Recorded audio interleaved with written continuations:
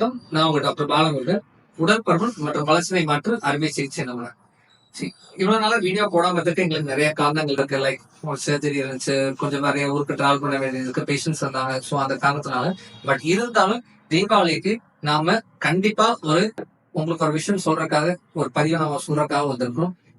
எப்பவுமே ஒரு விழாவை கொண்டாடுறதுக்கு நிறைய காரணங்கள் இருக்கு. அதே மாதிரி நம்ம எந்த ஒரு பண்டிகையை கொண்டாடினாலும் அந்த பண்டிகை நம்ம முன்னோர்கள் நம்ம கொண்டாடுறதுக்கு காரணம் இருக்கு. அது நமக்கும் நம்மளோட குழந்தைகளுக்கும் கொண்டு போய் சேர்க்கணும் அப்படின்னு சொல்றதுக்காக தான் எல்லா பண்டிகையும் நம்ம சிறப்பா கொண்டாடுறோம்.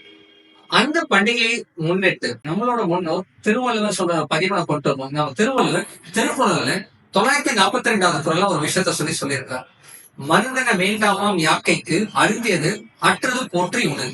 அப்படின்னா என்ன அர்த்தம் அப்படின்னு சொல்லி பாத்தீங்க அப்படின்னா, நாம ஒருத்தர் உணவு எடுத்துட்ட உணவு நல்லா செரிமானம் ஆயிடுச்சுன்னு சொல்லி தெரிஞ்சு அதுக்கப்புறம் அடுத்த உணவை எடுத்துக்கிட்டால் அந்த உணவை மருந்தாக அமையப்படும். நம்ம சாப்பிடுற உணவு நல்லா மென்னு நல்லா ஜீரணமாகிற மாதிரி சாப்பிட்டால் அந்த உணவே மருந்தாக அமையப்படும். அதனாலதான் அந்த காலத்துல என்ன சொல்லி சொன்னாங்க அப்படின்னா, நல்லா மென்னு சாப்பிட்டு நம்ம 100 வயசு வரைக்கும் வாங்குவேன் அப்படின்னு சொல்றதுதான் அதோட பொருள்.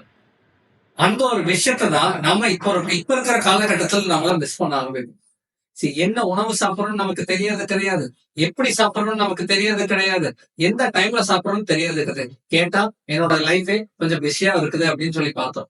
சோ இந்த ஒரு விஷயத்தை தான் நாம எவ்வளவு கேலரிஸ் நாம எடுத்துக்கிறோம், அது எரிபொருளை எவ்வளவு மாத்த போறோம் அப்படின்னு சொல்றது ரொம்ப முக்கியமான விஷயம். இதை தவிர்த்தால் உடல் பருமனை தவிர்க்கலாம். உடல் பருமன் இல்லை என்றால் ஒருத்தருக்கு சர்க்கரை நோய், பிரஷர், அப்புறம் கொலஸ்ட்ரால், அப்புறம் குழந்தையின்மை பிரச்சனை இதெல்லாம் வராம பாத்துக்கலாம். சோ உடல் பருமன் எப்பவுமே ஒரு லைஃப் ஸ்டைல் டிசீஸ்.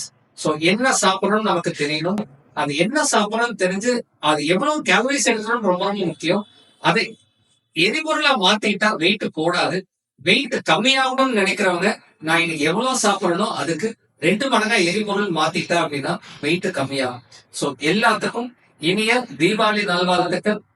பண்டிகை அன்னைக்கு நாம கண்டிப்பா உணவுனா என்னன்னு தெரிஞ்சுக்கணும். அது உடற்பயிற்சியும் நாம தெரிஞ்சுக்கிறது ரொம்ப ரொம்ப முக்கியம். ஏன்னா இந்த டைம் கொஞ்சம் ஸ்வீட்ஸ் நிறைய சாப்பிடுவோம். சோ கண்டிப்பா அதுக்கேற்ற உடற்பயிற்சியும் ஃபாலோ பண்ண ட்ரை பண்ணுங்க. So happy Deepavali to all.